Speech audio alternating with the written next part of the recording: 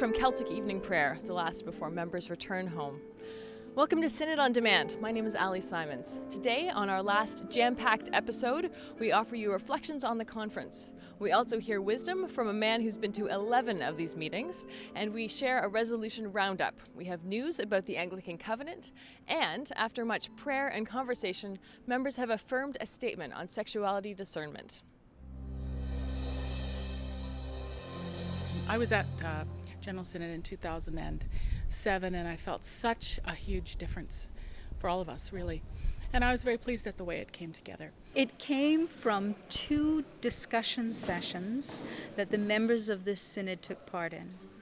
And after each of the discussions, a group of 15 recorders worked to bring together one statement that best represented the voice of the whole of the membership of Synod. The common mind is that we want to continue to work together, to be together, to discern together, and while they haven't come to a common mind about issues of sexuality, they certainly have come to a common mind that that should not divide us. It can also be interpreted as, our voices are being considered and that there is a forum for us to be given that chance to be heard from our point of view. And I think that is sort of a new step forward where people are starting to get sensitive about both sides of the issue. This resolution simply asks you, as a synod, to receive the text, the final text of the covenant, to make a request that study materials be made available, be prepared for use in dioceses and parishes, and that consultation be undertaken at that level on the covenant. And thirdly, to direct the new Council of General Synod, after the period of consultation and study, to bring a recommendation regarding adoption of the covenant for the Anglican Communion to the next General Synod. The Anglican Communion Covenant has been developed through the Anglican Consultative Council and the other instruments of communion across our Anglican Church in the world. And it consists of 4 different parts. The first 3 are really about what is it that we believe, what is it that we hold to, how is it that we operate. And the last section is, if we're going to be in communion with each other, how are we going to deal with times when we disagree?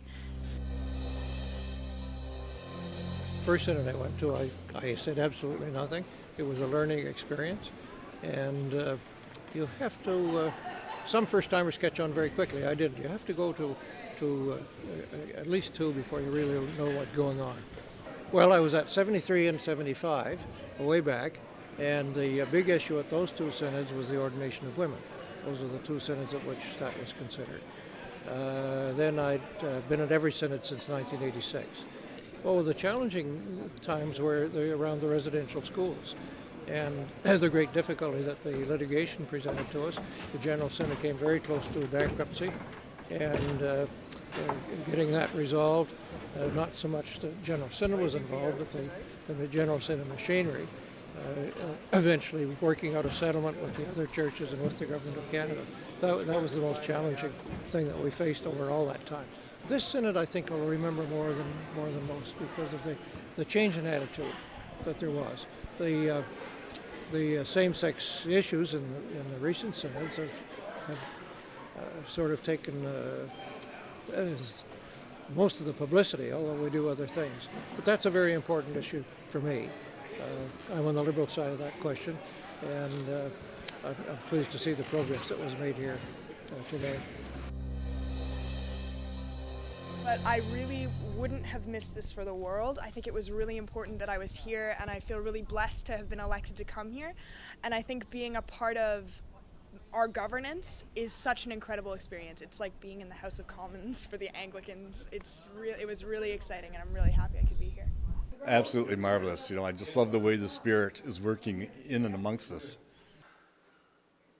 And I have seen in this synod exchanges of peace and love across many theological perspectives.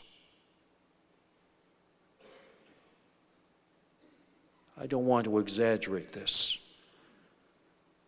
but I think our church has truly been renewed in the Spirit of God. Very good for Aboriginal people. I'm so proud right now that we're finally getting our resolutions passed and we're being recognized in the canons. It's very historic for Aboriginal people. Very proud. Well, for me, General Synod was a wonderful event.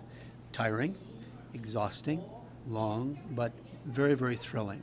I've seen the adoption of Vision 2019, the affirmation of the human sexuality statement, and I've met a lot of friends.